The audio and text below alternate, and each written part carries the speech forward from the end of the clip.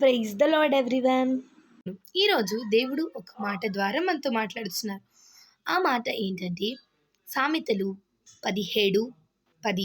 బుద్ధిహీనునికి 100 దెబ్బలు నాటునంత కంటే బుద్ధిమంతునికి ఒక గర్దింపు మాట లోతుగా నాటును.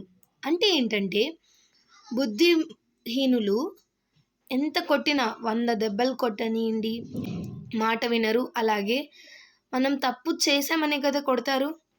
ఆ తప్పు సరిదిద్దుకోవడానికి బుద్ధిహీనుడు ఏ ప్రయత్నం చేయడు.